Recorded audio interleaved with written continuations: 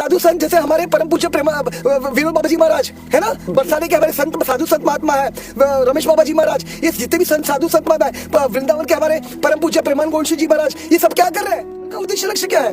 हमारा धर्म का उद्देश्य लक्ष्य क्या महाराज? सर्वे भवन्तु सुखिनः, सर्वे सन्तु निरामया, सर्वे सततं भद्राणि पश्यन्तु मां कश्चित् दुःखं भवेत्। कि भाई हर एक जीव कल्याण हो, हर एक जीव का कल्याण हो जाए, मंगल हो जाए, सब निरोगी रहे, स्वस्थ रहे और समृद्ध रहे। ये मार्ग में हर घड़ी हर क्षण हर एक परिस्थिति में हमारी क्षमा जो हमारे साथ खड़ी है, हमारे साथ हमारा सहारा बनकर खड़ी है महाराज। तो फिर क्यों चिंता कर रहे हो महाराज, जब हमारी लाडो हमारे साथ खड़ी है। ठाकुर जी विशेष है तो वहाँ पे मैं भक्ति कर रहा हूँ, लेकिन फिर भी भक्ति करने के बावजूद ही मैं कहीं ना कहीं दुख का भागी बन रहा हूँ, थोड़ा दुख पा रहा हूँ। क्योंकि हर किसी के मन के ये संशय होता है ना कि मैं भजन भी कर रहा हूँ, पूजा पाठ भी कर रहा हूँ। श्री ठाकुर जी के अमृत वचन है महाराज, ध्यान रखिएगा। भगवत गीता में प्रमाण आप देख सकते हैं, 18वें अध्याय के 68वें श्लोक में श्री ठाकुर जी कहते हैं, जो मेरे बारे में जानना चाहता है ना जी, जो मेरे बारे में जानना चाहता है, उत्साहित है, मेरा भजन करना चाहता है, उसको मेरे बारे में बताओ, उसको शेयर करो। आपको जितना भी समझ में आया उसको शेयर करो भाई, बांटो, बांटना है महाराज। प्रभु जी जैसे कि जैसे कहें अपने जीवन काल में हर कोई चाहता है ठाकुर जी को पाना जी, लेकिन हर किसी को मार्ग तो पता नहीं, तो वह कैसे वह सच्चा भक्त बने जिसके माध्यम से वह ठाकुर जी को पा सके। मैं वही आपके चरणों में बार-बार निवेदन कर रहा हूँ महाराज। उसके लिए देखिए ठाकुर जी, देखिए हमें एक वापस कर रहा हूँ जी, हम सबको क्षमा प्राप्त है महाराज, हम सबके अंदर प्रेम भी है, लेकिन वो प्रकट करना है महाराज। वो क्षमाजू की करेगी, मेरी लाडो करेगी और वो भाव प्रकट करेगी, वो सब कुछ करेगी। बस हमें यकीन माने लक्ष्य निर्धारित करना होगा, और लक्ष्य निर्धारित करके ABCD को जीवन में धारण करिए। निरंतर रोज भक्तों का संग करिए, कृपा करके भक्तों का संग करिए, शास्त्रों का संग करिए, शास्त्रों को समझने का प्रयास करिए, उसमें डूबने का प्रयास करिए, उसको श्रवण करिए, श्रीमद् भागवतम, श्रीमद् भगवद गीता, श्री चैतन्य जय, उसको श्रवण करिए निरंतर, और नाम का भजन करिए, हरि नाम का भजन करिए। जो भी गुरु के माध्यम से आपको नाम मिला है, मंत्र मिला है, उसका भजन करिए ईमानदारी से। क्योंकि बिना पुरुषार्थ के, देखिए वापस करो इसको, नो पेन नो गेन। जब तक पुरुषार्थ नहीं करेंगे महाराज तब तक कुछ नहीं हो, बैठे बैठे कुछ नहीं होने वाला महाराज। देखिए यहाँ पर एक सीधा सरल निवेदन करना चाहूंगा, सिद्धांत समझिएगा। देखिए ये मार्ग, वापस निवेदन कर रहा हूँ, ये मार्ग में क्यों हमें बोला है, भागवत क्यों प्रमाणित करता है कि ये मार्ग ऐसा है कि आप आग बन के दौड़ सकते हैं? क्योंकि महाराज ये मार्ग में हर घड़ी हर क्षण हर एक परिस्थिति में हमारी क्षमा जो हमारे साथ खड़ी है, हमारे साथ हमारा सहारा बनकर खड़ी है महाराज। तो फिर क्यों चिंता कर रहे हो महाराज, जब हमारी लाडो हमारे साथ खड़ी है तो बस हमें चलना है महाराज, हमें केवल चलना है, और वो भी मैया चला रही है महाराज। बस जैसे मैया चला रही है वैसे चलना है महाराज। नाम को पकड़िए महाराज, नाम को प्राण बनाइए, क्योंकि जब आप नाम को प्राण बनाएंगे महाराज, आपको यकीन मानिए जो भी संशय है, जो भी आपको समझना है वो सब समझा देगी मेरी लाडो आपको सब ज्ञान बता देगी, सब समझा देगी, यकीन मानिए। बस नाम को पकड़िए, दिन रात नाम को प्राण बनाइए, और बस जितना हो सकता है शास्त्रों को अध्ययन करिए, और साधुओं का संग करिए, शास्त्रों का अध्ययन करिए, नाम का अभ्यास करिए, और महाप्रसाद, ये बहुत महत्वपूर्ण सिद्धांत वापस निवेदन कर रहा हूँ, इसको ध्यान लीजिएगा। बाहर का कुछ सेवन नहीं करना महाराज, बाहर का बिल्कुल कुछ सेवन मत करिए। प्रार्थना आपसे नम्र निवेदन है, घर पे महाप्रसाद बनाकर, भोग बनाकर, महाप्रसाद मतलब शाम के चरणों में भोग करके प्रेम से फिर महाप्रसाद ही अर्पण करना है। सात्विकी, बिल्कुल सात्विकी हम अर्पण कर सकते हैं महाराज शाम के चरणों। प्रभु जी ये बताइए, जैसे कि कहते हैं ना कि भगवान की कृपा है आपके ऊपर, भगवान की कृपा है, हर कोई किसी को कहता है। जैसे कि अब गुरु के पास जाते हैं हम तो कहते हैं कि आपके ऊपर भगवान की कृपा है, लेकिन हम उस कृपा को पहचाने कैसे? देखिए मैं वही नहीं, क्या कोई ऐसा, देखिए कृपा वापस करो, इसको लीजिएगा, गलत तरीके से मत लीजिएगा। कृपा दुर्लभ है महाराज, कृपा आसान नहीं मिलेगी। देखिए करुणा है, देखिए दया एक सिद्धांत समझिएगा, दया हर एक जीव मात्र पर है, बिल्कुल है। क्षमाजू और ठाकुर जी की कण कण कर बताया है। करुणा किस पर है? जिसको मेरी किशोरी जी ने ये मार्ग में घसीटा है ना, जिसको मेरी लाडो ने ये मार्ग में घसीटा है। अभी किशोरी जी ने हम पर इतनी बड़ी कृपा कर दी, हमें ये मार्ग में प्रवेश करवा दिया। अभी ये हमारा कर्तव्य है, ये अभी हमारी जिम्मेदारी है कि हमें लक्ष्य निर्धारित करना होगा, हमारे क्षमा शाम के चरण कमल, और कोई लक्ष्य नहीं होना चाहिए।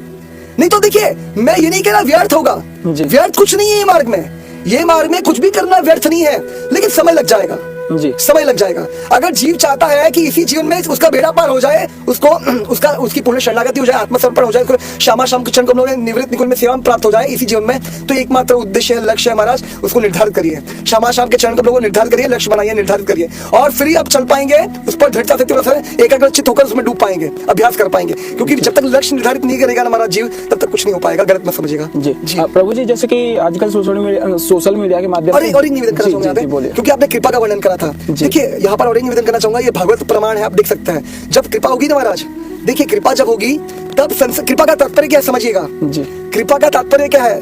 कृपा मतलब जितने भी संसार के आश्रय है, जी। संसार के जितने भी आश्रय, मतलब परिवारजनों का आश्रय, धन संपत्ति का आश्रय है ना, ये और दोस्तों का आश्रय, ये सब आश्रय छूट जाएंगे महाराज। ये सब आश्रयों से दूर कर देगी मेरी शामाशाम। एक ही आश्रय बचेगा जीवन में, शामाशाम के चरण कमलों का, हाँ उनके नाम का, यकीन मानिए।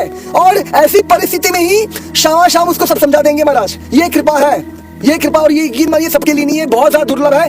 ये वही उसी के लिए है जिसका लक्ष्य पक्का है, जिसको शामाशाम के अतिरिक्त और कुछ नहीं चाहिए, कुछ भी नहीं चाहिए, यकीन मानिए। क्योंकि ये सिद्धांत है महाराज, मैं अपने मन के शब्द नहीं कह रहा, ये शास्त्र सिद्धांत है महाराज। जी प्रभु जी, ये कह रहा था कि जैसे कि हर कोई यह चीज जानना चाहता है, जैसे कि अब मान के चलिए मैं हूँ, भक्ति करता हूँ बहुत, जैसे कि अभी हमारी श्री जी है या उसके अलावा कहीं भी कोई भी ऐसा स्थान है जहाँ पर ठाकुर जी विशेष है, तो वहाँ पे मैं भक्ति कर रहा हूँ, लेकिन फिर भी भक्ति करने के बावजूद ही मैं कहीं ना कहीं दुख का भागी बन रहा हूँ, थोड़ा दुख पा रहा हूँ। क्योंकि हर किसी के मन की ये संशय होता है ना कि मैं भजन भी कर रहा हूँ, पूजा पाठ भी कर रहा हूँ। दुख नहीं है, बहुत सुंदर, क्षमा करिए बीच में टोक रहा हूँ, ये दुख नहीं है, कृपा है महाराज। कुंती महारानी सब सोचिए, सबसे बड़ा प्रमाण है भागवत का। पहली स्तुति है कुंती महारानी की भागवत में, पहले स्कंद में वर्णन है। कुंती महारानी क्या कह रही है, जब श्री ठाकुर जी अभी सब हो गया है, राजपाट मिल गया है पांडवों को, हाँ वो महाभारत का युद्ध जीत चुके हैं, अभी वो वापस अपने गोलोक वापस जा रहे हैं श्री ठाकुर जी। तो उनकी बुआ के पास आते हैं,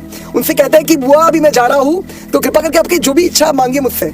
तो कुंती महारानी कह रही है मुझे कुछ नहीं चाहिए, मुझे केवल दुख दे दीजिए, और सिर्फ दुख नहीं, अपार दुख मांग रही है महाराज। क्योंकि ध्यान रखिए, ये बहुत महत्वपूर्ण सिद्धांत है, जैसे अभी शंकर बड़ा के चरण निवेदन करा कि महाराज जब तक संसार के आश्रय है ना महाराज, तब तक अनुभूति हो नहीं सकती, कृपा हो नहीं सकती शामाशाम की।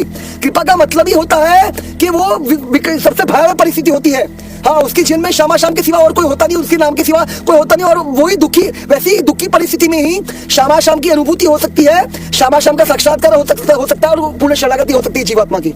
हाँ उनको यकीन मानिए सब समझा देगी मेरी लाडो। लेकिन ये तभी मुमकिन है महाराज, ये कृपा तभी मुमकिन है जब जीवात्मा का लक्ष्य पक्का हो।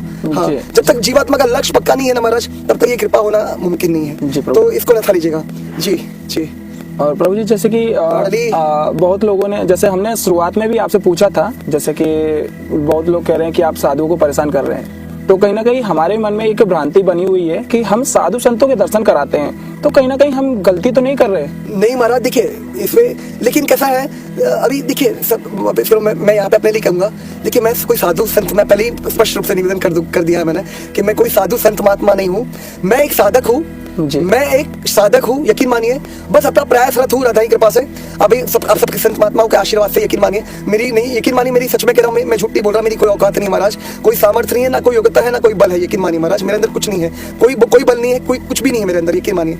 तो बस प्रयासरत हूँ राधा की कृपा से, आप सबके आशीर्वाद से, गुरुजनों के आशीर्वाद से। तो यकीन मानिए, आपका एग्जैक्टली प्रश्न क्या था महाराज जी? मेरा प्रश्न साधु संतों को डिस्टर्ब करना। तो कैसा महाराज, देखिए मैं अगर अपने लिए कहूँ ना महाराज, तो देखिए क्योंकि ये देखिए अभी चैतन्य महाप्रभु जी वर्णन कर रहे हैं हमें प्रचार करने के लिए, है ना, सबको। देखिए अगर साधु संत जो भी उनको पता चला है, साधुओं को मतलब जो भी प्रयासरत है, उनको थोड़ा बहुत जो भी समझ में आया है, अगर वो बांटेंगे नहीं, शेयर नहीं करेंगे, तो कैसे चलेगा महाराज? क्योंकि स्वयं श्री ठाकुर जी के अमृत वचन है महाराज, ध्यान रखिएगा। भगवत गीता में प्रमाण आप देख सकते हैं, 18वें अध्याय के 68वें श्लोक में श्री ठाकुर जी कहते हैं, जो मेरे बारे में जानना चाहता है ना, जो मेरे बारे में जानना चाहता है, उत्साहित है, मेरा भजन करना चाहता है, उसको मेरे बारे में बताओ, उसको शेयर करो, आपको जितना भी समझ में आया उसको शेयर करो भाई, बांटो। बांटना है महाराज, शेयर करना है, तभी तो प्रचार होगा, तभी तो हर एक जीव में शामाशाम तक पहुंच पाएगा, जुड़ पाएगा, भजन कर पाएगा, भजन में लग पाएगा, अपना जीवन का उद्देश्य लक्ष्य निर्धारित कर पाएगा और शरणागति तक पहुंच पाएगा महाराज, नहीं तो कैसे होगा?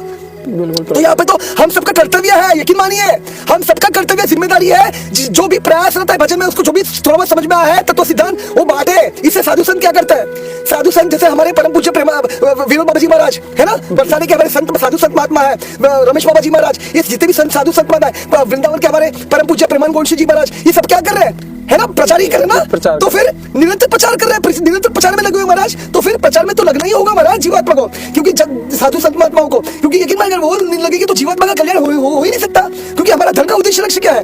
हमारा धर्म का उद्देश्य लक्ष्य क्या है महाराज? सर्वे भवन्तु सुखिनः, सर्वे सन्तु निरामया, सर्वे भद्राणि पश्यन्तु मां पश्यन्तु भगवत्, कि भाई हर एक जीव कल्याण हो, हर एक जीव का कल्याण हो जाए, मंगल हो जाए, सब निरोगी रहे, स्वस्थ रहे और समृद्ध रहे, है ना, तो यही चाहिए ना महाराज। तो उसके लिए महाराज हम सब प्रयास रहता है, और यकीन मानिए मेरा तो अहोभाग्य है मेरा अहोभाग्य है, मुझे मौका मिल रहा है, ये वापस करो। मेरी इसमें कोई औकात नहीं, कोई सामर्थ्य नहीं है। जो भी थोड़ा बहुत समझ में आया गुरुजनों की कृपा से, आचार्यों की कृपा से, साधु संतों की कृपा से, मेरी समाज की कृपा से, वही यथारूप निवेदन करने का प्रयास करो अपनी मन की शुद्धि के लिए, ईमानदारी से महाराज। हाँ जी महाराज। जी प्रभु जी, बहुत बहुत लाडली।